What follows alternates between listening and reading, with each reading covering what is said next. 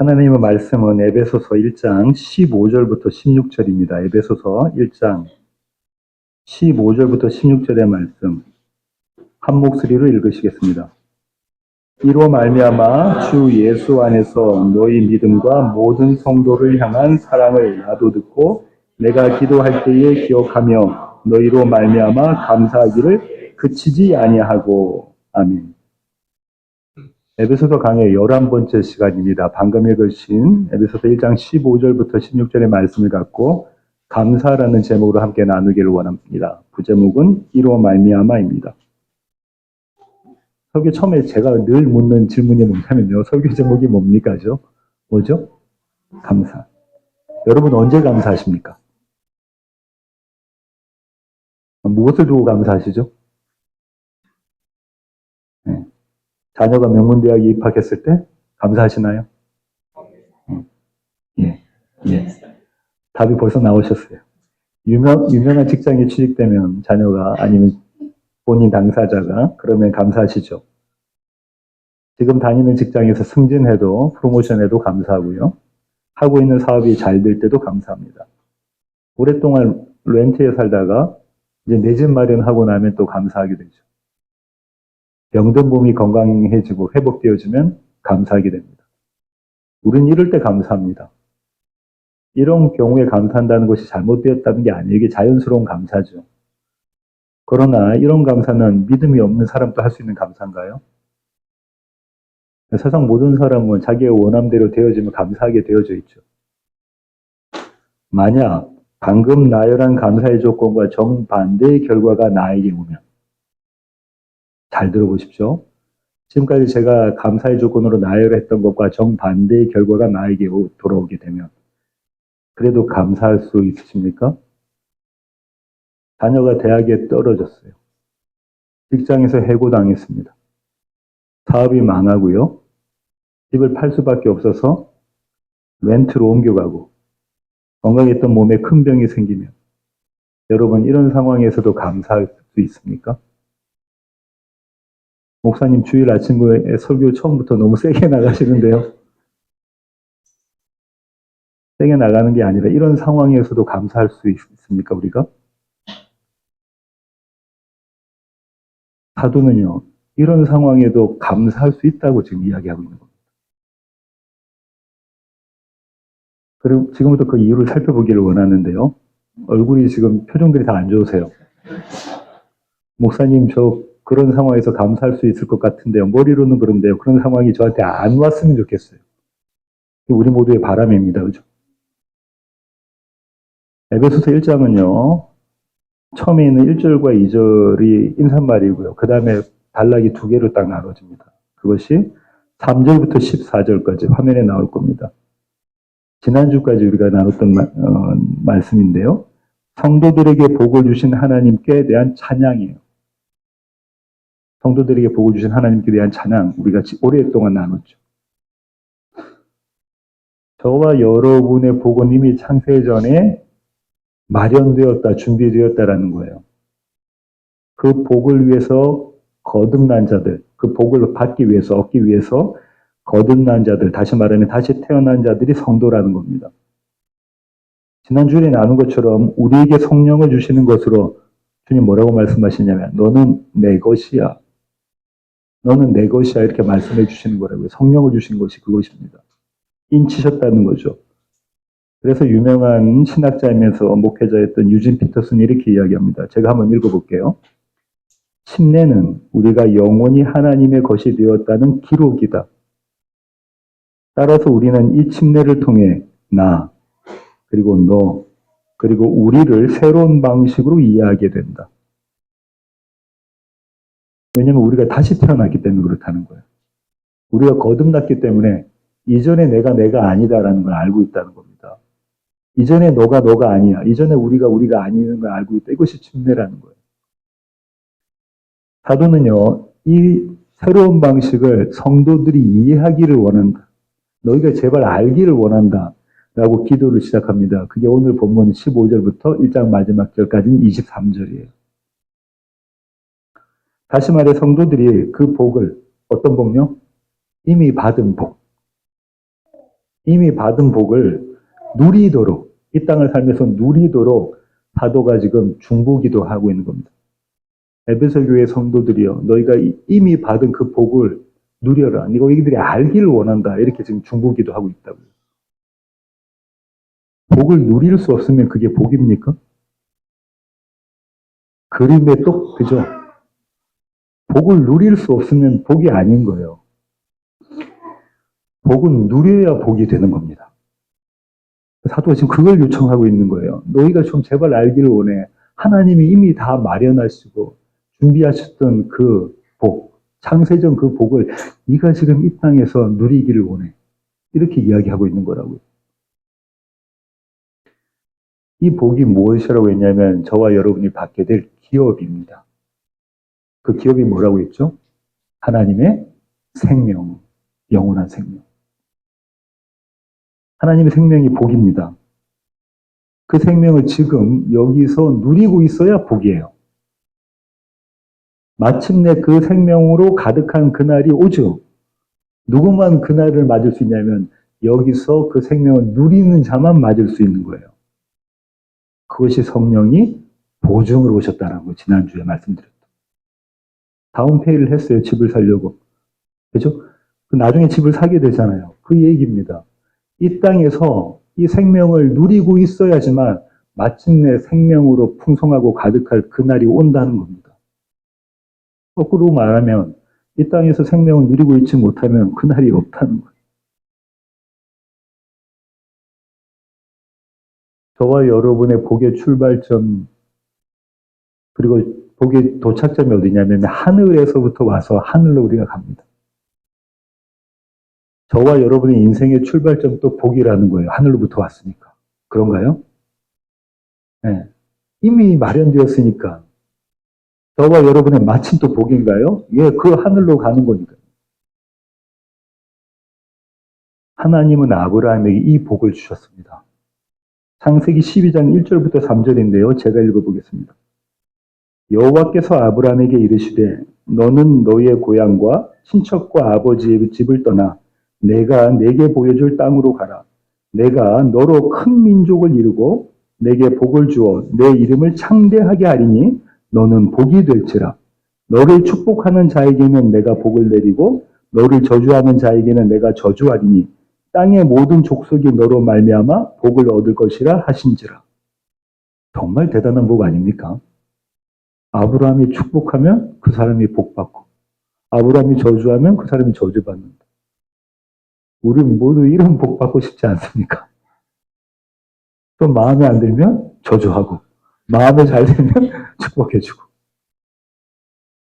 이게 무슨 이야기하는 거냐면 아브라함의 받은 복이 생명이라는 거예요. 하나님께서 보여주시는 땅이 바로 어디라는 겁니까? 저와 여러분이 살고 있는 여기 이 자리, 저와 여러분의 삶의 자리라는 거예요. 하나님께서 보여주신다. 그 가운데서 너희는 이미 복받은 자다. 너희는 생명을 누리는 자라라고 말씀하고 계시는 거예요.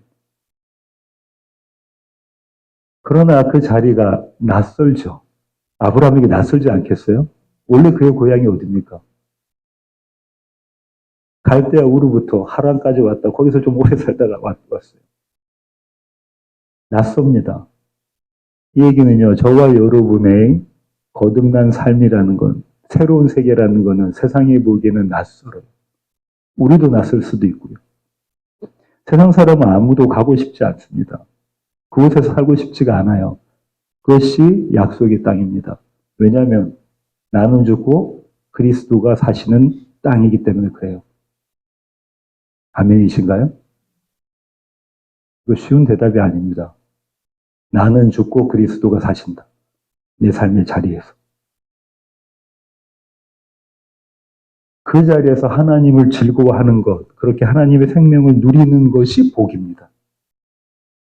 이제 오늘 본문으로 들어가겠습니다. 먼저 16절을 한번 보겠습니다. 함께 읽으실까요? 내가 기도할 때에 기억하며 너희로 말미암아 감사하기를 그치지 아니하고. 사도가 이렇게 이야기합니다. 내가 기도할 때에 기억하며. 에베소 교회여 너희는 알아라. 내가 기도할 때에 너희를 기억한다. 나는 늘 너희를 위해서 기도한다라는 거예요. 마치 우리가 아침 묵상 시간에 중보기도 제목을 나누잖아요. 지금 나누죠? 그런 것처럼 내가 중보기도 할 때마다, 내가 기도할 때마다 너희를 위해서 기도한다. 너희는 내 마음에 있다라는 거예요. 사도가 지금 에베소 교회를 향해서 너희가 내 마음에 있다라고 이야기하는 겁니다. 마음이 없는 사람을 위해서 기도할 수가 있을까요? 몇 번은 해요. 그죠? 안 하기도 하고, 기도할게요 해놓고 기도 안 하기도 하고, 그죠? 몇 번은 기도하는데 마음에 있으면 계속해서 기도하게 되죠. 내가 기도하기를 멈추지 않는다는 거예요. 사도는 저와 여러분의 기도를 돌아보게 만듭니다. 우리는 우리 교회, 낮은 울타리 교회를 위해서 기도하시나요? 기도해야 된다는 거예요. 기도하려면 어떻게 된다고요? 마음에 담아야 돼요. 마음에 담아야 기도할 수 있다는 겁니다. 우리 가족을. 이 낮은 울타리 공동체가 정말 여러분의 가족이십니까? 대답이 시원치 않네요. 잘 생각하시면서 말씀하셔야 돼요. 여러분의 가족이세요? 그런 마음에 담고 기도를 하셔야 된다는 겁니다. 저는 여러분들을 잘 모릅니다. 그죠? 이름도 잘 기억을 못해요. 이름과 얼굴이 연결이 안 되기도 해요. 지난주 사역의 환경도 낯설어요. 시간이 걸릴 겁니다. 그래서 말씀을 준비하면서 제가 이렇게 기도했어요. 주님, 사도가 말한 것처럼 내가 기도할 때에 기억하며 저의 고백되기를 원합니다. 이렇게 기도했습니다. 교회 가족 한 분 한 분을 제 마음에 품게 하여 주시옵소서. 저는 이 기도에 주님 응답하시리라 생각해요. 왜냐하면 낮은 울타리 교회의 주인이 누구세요? 주님이시거든요. 예수님의 몸이 우리잖아요. 그러니까 이 기도, 저를 비롯해서 여러분 모두가 우리 교회를 마음에 품게 되기를 제가 확신합니다. 주님의 몸이기 때문에 그렇습니다. 자, 이제 사도는 하나님께 감사를 하는데요. 그 이유가 뭐냐면 에베소 교회 때문에 하나님께 감사한다는 거예요. 에베소 교회 때문에. 나는 너희 때문에 하나님께 감사한다. 그리고 그 감사가 그치지 않는다라고 이야기하고 있어요. 사도는요, 이 감사의 구체적 이유를 15절에서 이야기하고 있습니다. 15절 함께 읽으실까요? 이로 말미암아 주 예수 안에서 너희 믿음과 모든 성도를 향한 사랑을 나도 듣고. 감사의 원인이 뭡니까? 왜 사도가 감사한다고 하죠? 에베소 교회의 무엇과 무엇? 믿음과 사랑 때문에 감사한다. 먼저 에베소 교회는 그들의 믿음을 지켰다는 거예요. 사도는 그들의 믿음을 주 예수 안에서라고 한정하고 있습니까? 네, 한정하고 있어요. 이 얘기는 주 예수를 믿는 믿음입니다. 그렇게 그분 안에 머물러 있는 믿음이에요. 그들의 믿음을 사도가 전해 들었다는 것은 어떤 의미를 갖고 있냐면요. 그들의 믿음이 어떤 방식으로든 표가 났다는 거예요. 표시가 났다. 그런가요? 사도가 지금 멀리 있는 사도가 에베소서는 지금 옥중에서 쓴 편지잖아요. 옥중서신입니다. 자택 감금 당한 상태예요. 에베소 교인 멀리 있잖아요. 로마에 있습니다. 멀리 있는 에베소 교인의 믿음이 어떻다는 것을 전해 들었다는 얘기는 그들의 믿음이 표시가 났다는 얘기예요. 그런가요? 강의 첫 시간에 제가 이런 말씀 드렸는데요. 에베소라는 자리, 그 도시가 어떤 도시냐면요. 당대 최고의 도시였습니다. 정치, 경제, 문화, 종교 모든 분야에서 최고의 도시가 에베소 교회예요. 에베소라는 도시예요. 에베소에는 어떤 신전이 있었냐면 아데미 신전이 있었다고 말씀드렸죠. 그리스 아테네에 가면 무슨 신전이 있죠? 파르테논 신전이 있습니다. 저 가서 보고 왔었는데요. 얼마 전에 3월달에. 아주 웅장한데 그것과는 비교할 수 없는 신전이 아데미 신전이었다고요. 로마 제국 당시에 그때 당시에 불가사의였어요. 어떻게 저렇게 지을 수 있을까? 그러면 이 에베소 사람들은 얼마나 대단한 자긍심을 갖고 있었을까요? 네, 그렇겠죠. 모든 분야의 최고라니까요. 로마보다 뒤처진다 하면은 기분 상할 만큼의 최고였던 데가 에베소입니다. 사도행전에서 이런 장면이 기억나실 겁니다. 크다 에베소 사람의 아데미요. 기억나십니까? 네. 네, 바울에서 그 사건 아시죠? 그 정도로 이 사람들이 에베소 신정과 에베소라는 도시에 대해서 자부심, 자긍심, 자랑을 갖고 있었던 사람들이에요. 그런 도시에 저 변방 이스라엘, 그것도 갈릴리 바닷가에 아버지도 목수, 직업이 목수, 자기도 목수. 그리고 어디서 달려 죽었냐면 십자가에. 로마 제국에 반역한 사람들이 달려 죽으면 십자가에 달려서 죽는. 그런데 그 사람이 사흘 만에 살아났다고 하고. 도대체가 믿기 어려운 겁니다. 에베소 사람들은. 도무지 말도 안 되는 신앙이다. 미련하고 말도 안 되는 그런 신앙을 한다고 손가락질하는 그런 믿음이지 않겠습니까? 예수 믿는다는 믿음이. 어떻게 죽은 자가 사흘 만에 살아날 수가 있어? 저 사람들 정신병자 아니야? 이러지 않았겠어요. 쉽사리 드러내기가 쉽지 않아요. 쉽사리 드러낼 수 없는 그것이 예수 믿는 믿음이에요. 에베소 사람들에게. 그런데 지금 바울이 소식을 들었다는 얘기는 그들이 그 믿음을 드러냈다는 거야. 장사를 못해서 생계의 위협을 받을 수도 있을까요? 네. 그죠. 분명운동 같은 거 할 수도 있겠죠. 수치하고 모욕을 당할 수 있겠습니까?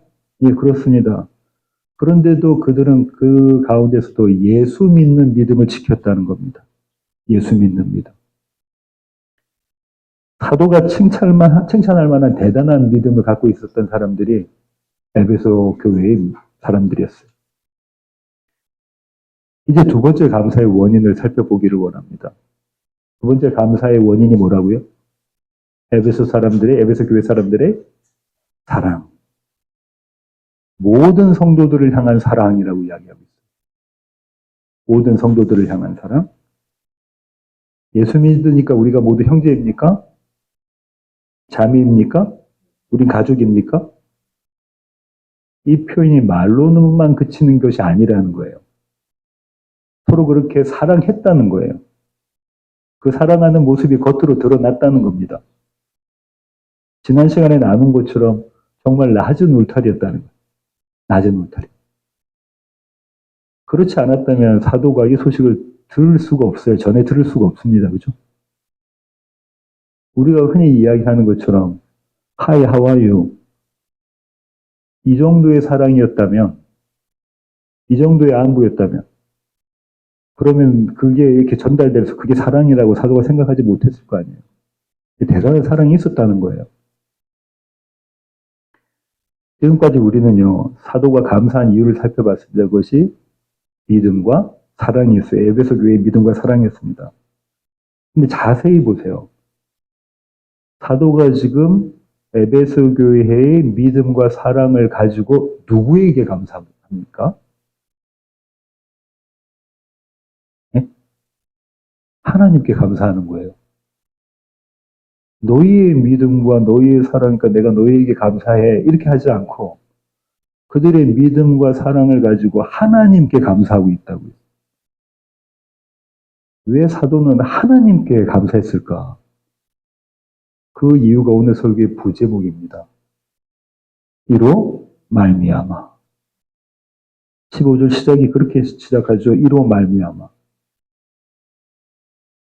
신학자들은요, 이 이로 말미암아가 받고 있는 그 문장을 13절부터 14절까지 지난주에 나눴던 구절이라고 보는 신학자들도 있긴 한데요. 대부분의 신학자들은 3절부터 14절 전체를 봅니다. 왜냐하면 제가 이렇게 말씀드렸잖아요. 이것이 한 문장이에요. 3절부터 지난 시간에 나눴던 것처럼 14절까지가 한 문장이고요. 오늘 나오는 15절부터 23절까지도 한 문장이에요. 그렇다면 사도가 감사를 하나님께 돌리는 이유가 원래 이제 그 근거가 뭐였냐면 에베소 교회의 믿음과 사랑이었는데 그 믿음과 사랑을 누가 주셨다는 거죠? 하나님이 주셨기 때문에 하나님께 감사를 돌리고 있다는 거예요. 이에 대해서 조금 더 살펴보기를 원합니다. 교회 학교 다니신 분들 계시죠? 모태신학도 여기 많으시잖아요. 유년부, 아니 요즘은 유치부 제문 정도 될 것 같아요. 믿음의 조상이 누구입니까? 아브라함. 교회 학교 다니신 분들입니다. 믿음의 조상 아브라함은 이 노래도 많이 부르시고 그러셨어요. 그죠?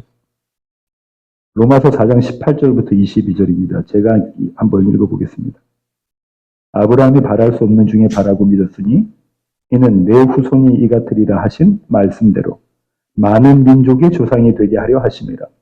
그가 백세나 되어 자기 몸이 죽은 것 같고 사라의 태가 죽은 것 같음을 알고도 믿음이 약하여지지 아니하고 믿음이 없어 하나님의 약속을 의심하지 않고 믿음으로 견고하여져서 하나님께 영광을 돌리며 약속하신 그것을 또한 능히 이루실 줄을 확신하였으니 그러므로 그것이 그에게 의로 여겨졌느니라. 대단한 띄움입니다. 그죠? 사도 바울이 지금 아브라함을 어마어마하게 띄우고 있는 거예요. 뭐라고 이야기는 이렇게 하겠습니다. 믿음이 약하여지지 아니하고 믿음이 없어 하나님의 약속을 의심치 않고 믿음으로 견고하여져서 정말 대단한 믿음입니다. 이제 그 안에 사라의 믿음을 한번 보겠습니다. 히브리서 11장 11절입니다. 이 구절을 같이 한번 읽어보실까요? 믿음으로 사라 자신도 나이가 많아 단산하였으나 잉태할 수 있는 힘을 얻었으니 이는 약속하신 일을 미쁘신 줄을 알았습니다. 미쁘시다는 건 신실하다는 거거든요. 히브리서 11장이 믿음장인데 어떻게 사라를 소개하냐면 첫 구절이 뭐냐면 믿음으로라고 소개하고 있어요. 부부가 대단한 믿음을 갖고 있다고 이야기하는 겁니다. 도대체가 가능하지 않은 일인데도 그들은 믿음으로 아들을 얻었다는 거예요. 생명을 얻었다. 근데 한번 잘 생각해 볼까요? 이 둘이 정말로 그렇게 믿음이 대단한 자들이었느냐. 그들이 보여준 믿음의 현장으로 가면 우리가 그 사실을 알 수 있을 겁니다. 창세기 18장 10절부터 15절인데요. 제가 읽어보겠습니다. 그가 이르시되 내년 이맘때 내가 반드시 내게로 돌아오리니 내 아내 사라에게 아들이 있으리라 하시니 사라가 그 뒤에 장막문에서 들었더라. 아브라함과 사라는 나이가 많아 늙었고 사라에게는 여성의 생리가 끊어졌는지라. 사라가 속으로 웃고 이르되 내가 노쇠하였고 내 주인도 늙었으니 내게 무슨 즐거움이 있으리요. 여호와께서 아브라함에게 이르시되 사라가 왜 웃으며 이르기를 내가 늙었거늘 어떻게 아들을 낳으리요 하느냐. 여호와께 능하지 못한 일이 있겠느냐. 기한이 이를 때에 내가 내게로 돌아오리니 사라에게 아들이 있으리라. 사라가 두려워서 부인하여 이르되 내가 웃지 아니하였나이다. 이르시되 아니라 네가 웃었느니라. 사라가 속으로 웃고 어떤 의미의 웃음이었을까요? 하나님이 아들 주시나니까 예 하나님 너무 좋아요. 이런 웃음이었을까요? 어떤 웃음이었냐면 비웃음입니다. 그죠? 비웃음이에요. 하나님을 믿지 못함. 하나님이 얼마나 전능하신 분이라는 것, 사망 가운데 생명을 주실 수 있는 분이라는 걸 믿지 못하는 모습이 그 비웃음입니다. 그 남편 아브라함을 달랐을까요? 그렇지 않습니다. 창세기 17장 15절부터 19절 제가 읽겠습니다. 하나님이 또 아브라함에게 이르시되 내 아내 사레는 이름을 사레라 하지 말고 사라라 하라. 내가 그에게 복을 주어 그가 내게 아들을 낳아주게 하며 내가 그에게 복을 주어 그를 여러 민족의 어머니가 되게 하리니 민족의 여러 왕이 그에게서 나리라. 아브라함이 엎드려 웃으며 마음속으로 이르되 100세 된 사람이 어찌 자식을 낳을까? 사라는 90세니 어찌 출산하리요 하고 아브라함이 이에 하나님께 아뢰되 이스마엘이나 하나님 앞에 살기를 원하나이다. 하나님이 이르시되 아니라 내 아내 사라가 내게 아들을 낳으리니 너는 그 이름을 이삭이라 하라. 내가 그와 내 언약을 세우리니 그의 후손에게 영원한 언약이 되리라. 아브라함이 엎드려 웃으며. 이 웃음도 비웃음입니다. 사라와 똑같은 웃음이었어요. 그러니까 아브라함도요, 그의 아내 사라도 하나님의 약속을 믿지 못했어요. 그분의 전능하심을 신뢰하지 못했습니다. 그래서 웃었어요. 그런데 여기에 역설이 있습니다. 이들 부부의 아들의 이름이 뭔가요? 이삭. 그 뜻이 뭐죠? 웃음입니다. 이삭의 뜻이 웃음이라고요. 하나님 대단히 유머러스 하신 분이에요. 정말로 문학적으로 보면 이렇게 아름다우신 분이 없어요. 이삭이라는 이름 안에 두 가지 웃음을 다 담으셨어요. 그들의 비웃음을 참 웃음으로 바꿉니다. 하나님께서. 그들의 믿음 없음을 믿음 있음으로 바꾸시는 거예요. 그들의 사망을 생명으로 바꾼 분, 그분의 작품이 이삭입니다. 웃음. 이제 로마서와 히브리서 기자가 말하고 있는 믿음이라는 게 분명해졌습니다. 그죠? 믿음으로라고 사라를 소개하고요. 믿음이 약하여지지 아니하고 하고 아브라함을 소개했단 말이에요. 하나님께서 어떻게 하신다는 거냐면 당신의 믿음으로 아브라함과 사라를 믿음의 자리에 세우신다는 거예요. 그런가요? 그게 이미 예비된 거예요. 이미 마련됐다는 거예요. 너희가 그걸 알아라. 에베소 교회요. 너희가 그거 제발 그거 알아. 너희에게 믿음이 있어. 너희에게 사랑이 있어. 이렇게 이야기하고 있는 거예요. 사도가. 그걸 누리면서 살아야지. 다시 에베소 교회로 돌아갈게요. 그들의 믿음이 어땠을까요? 날마다 흔들리지 않고 굳건히 서 있는 그런 믿음이었을까요? 저와 여러분과 똑같은 성정을 가졌다면 그랬을까요? 만약에 해고 통보를 오늘 받았다고 쳐요. 그럼 무너지지 않을까요? 아, 하나님께서 모든 것을 해결해 주시니까 두 발 뻗고 자야지. 이게 됩니까? 시간이 지나면 모르겠지만 바로 그게 되나요? 나는 어쩌지? 내 가족은 어쩌지? 불안하고 염려되지 않습니까?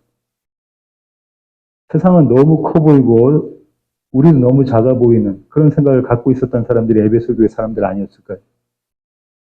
저와 여러분처럼. 그들이 저와 여러분과 똑같은 성정을 가졌다면 그런 믿음을 보였을 거라는 거예요. 믿음은 결과를 말하는 게 아닙니다. 믿음은요, 상태인데요. 그 상태가 어떤 거냐면 나와 하나님이 전쟁하고 있다는 거예요.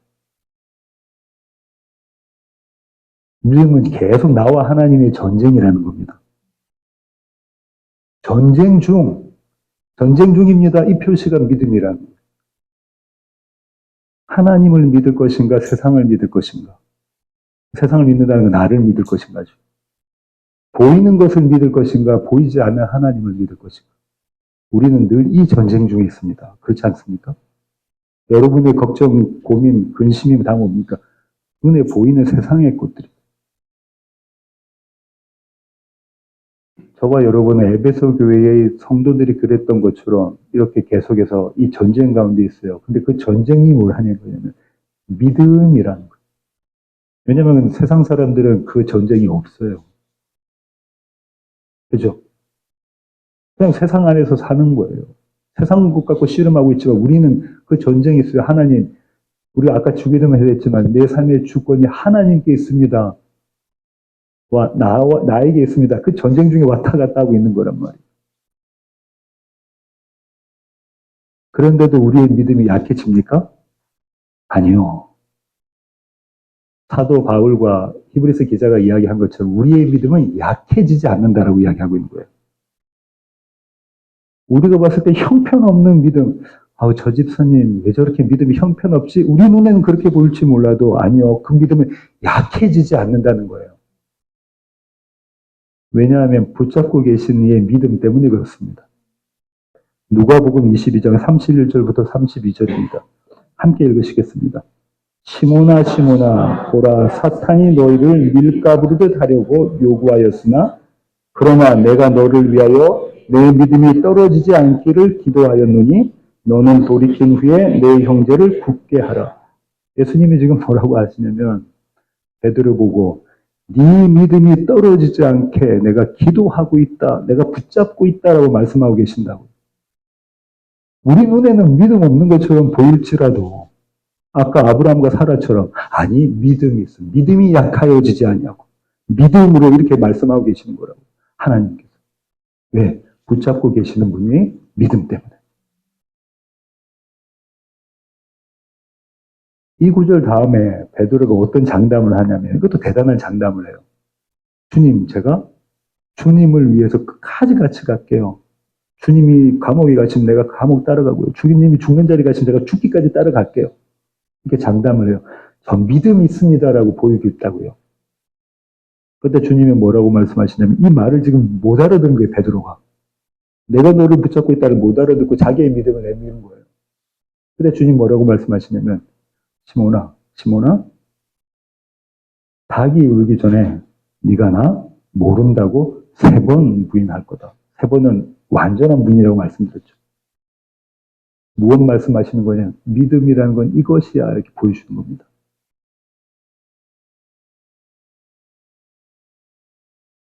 그렇게 실패한 믿음에서 실패해 보이는 그 베드로를 주님께서 갈릴리에서 만나셨다고 말씀드렸잖아요.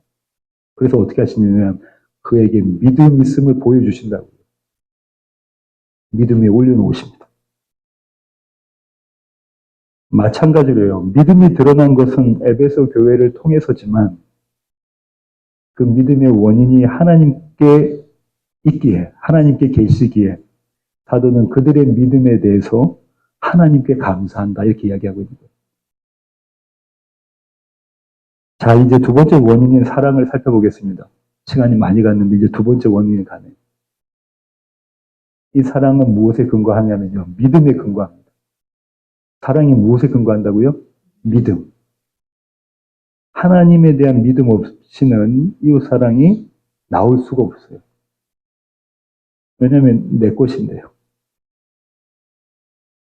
내가 가진 것 중에 일부를 조금 떼어서 나눠줄 수는 있습니다. 내 거를 다 줄 수는 없어요. 내어놓을 수는 없어요.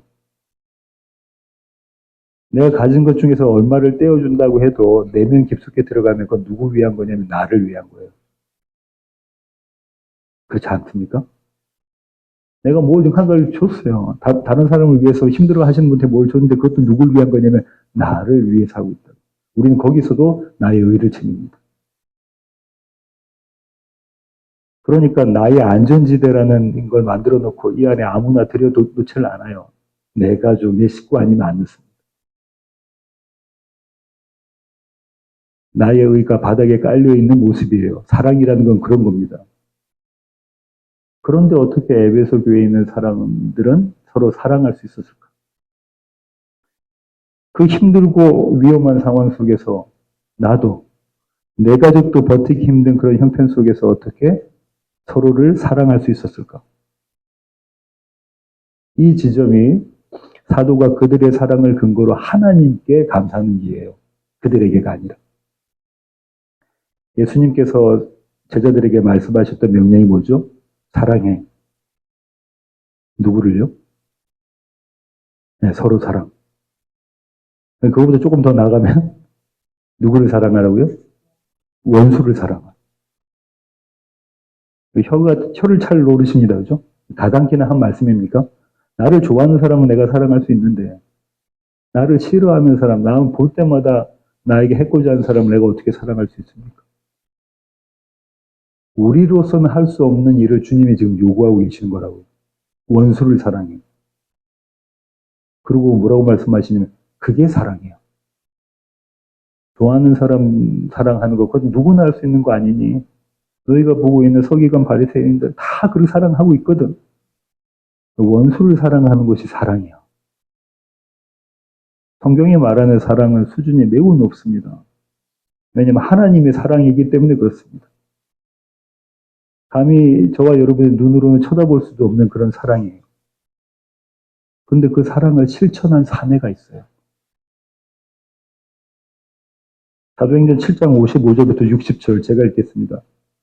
스데반이 성령 충만하여 하늘을 우러러 주목하여 하나님의 영광과 및 예수께서 하나님 우편에 서신 것을 보고 말하되 보라 하늘이 열리고 인자가 하나님 우편에 서신 것을 보노라 한데 그들이 큰 소리를 지르며 귀를 막고 일제히 그에게 달려들어 성 밖으로 내치고 돌로 칠세 증인들이 옷을 벗어 사울이라 하는 청년의 발 앞에 두니라. 그들이 돌로 스데반을 치니 스데반이 부르짖어 이르되 주 예수여 내 영혼을 받으시옵소서 하고 무릎을 꿇고 크게 불러 이르되 주여 이 죄를 그들에게 돌리지 마옵소서 이 말을 하고 자니라.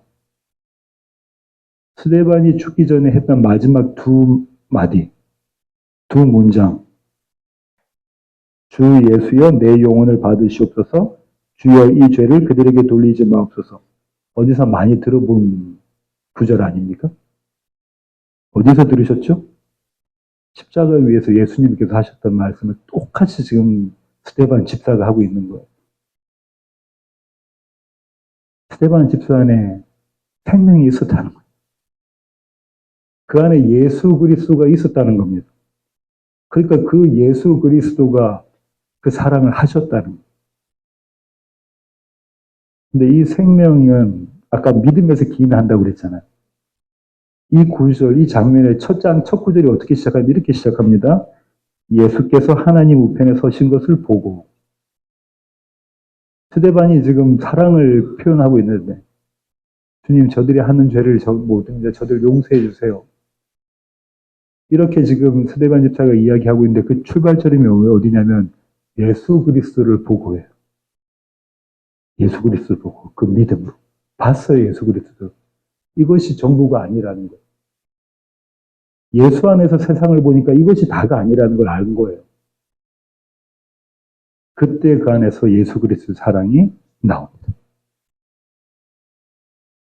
비록 발은 땅에 딛고 있지만 하늘을 보면서 사는 자가 스데반 집사였고요. 그 믿음의 원인이 되어서 사랑이 생산된 자가 스데반 집사였습니다. 믿음 없이는 사랑이 불가능하고요. 사랑 없는 믿음이 아니라는 거예요. 그 스데반 집사가 저와 여러분이라는 겁니다. 우리가 정말로 하나님을 믿고 있다면, 그리스도 예수를 믿고 있다면 우리 가운데서 사랑이 나온다. 갈라디아서 5장 6절입니다. 함께 읽으시겠습니다. 그리스도 예수 안에서는 할례나 무할례나 효력이 없되 사랑으로서 역사하는 믿음뿐이니라. 사랑으로서 역사하는 믿음뿐이니라. 믿음의 일하심이 뭐라는 겁니까? 사랑이라는 거예요. 주님, 제가 주님 잘 믿습니다. 주님, 정말로 제가 신뢰합니다. 그 신앙의 고백은 사랑으로 나온다는 거예요. 사도는 이렇게 해요. 에베소 교회의 믿음과 사랑의 근원이 하나님이심을 알았기 때문에 하나님께 감사합니다. 그럼 저와 여러분도 믿음 있는 자인가요? 김 집사님 보고 저 집사님 왜 저렇지? 좀 믿음이 있어? 이 집사님 보고 저 집사님 왜 저렇지? 저 사랑이 있어? 그렇게 이야기할 수 없는 거예요. 왜냐하면 그분 안에 생명이 계시면 그 집사님들의 생명이 있으면 그 사랑, 그 믿음은 완전한 거기 때문에 그렇습니다. 우리 눈에 그렇게 보일지라도 그 사랑은 이미 완전한 거고요. 그 믿음이 이미 완전한 거라는 거예요. 하나님이 아니고서는 하실 수 없는 일들을 에베소 교회에 하나님께서 하셨습니다. 그렇다면 동일하신 하나님이 오늘 여기에 저와 여러분에게 그 일을 하실까요? 아멘입니다. 설교 결론을 맺도록 하겠습니다. 사도는요, 에베소 교회가 보인 믿음과 사랑에 대해서 하나님께 감사합니다. 사도는요, 이 땅의 것들로 하나님께 감사하지 않아요. 하나님 이거 주셨으니까, 이거 감사하지 않고요. 우리 안에 있는 믿음과 사랑, 그것으로 하나님께 감사합니다. 이게 무슨 말이냐면요. 에베소 교회가 교회의 정체성을 바로 알기를 원한다는 거예요. 에베소 교회요. 너희가 교회다. 너희의 정체성, 너희 아이덴티티를 너희가 바르게 알아라. 나는 예수 그리스도를 나의 구원자요 주인으로 믿습니다. 뭐라고요? 나는 예수 그리스도를 나의 구원자고 나의 주인이라고 내가 믿습니다. 나는 우리 공동체가 복음을 나누는 하나님의 공동체, 그리스도 예수의 몸인 것을 내가 믿습니다. 이렇게 나는 믿습니다로 모인 자들이 교회입니다.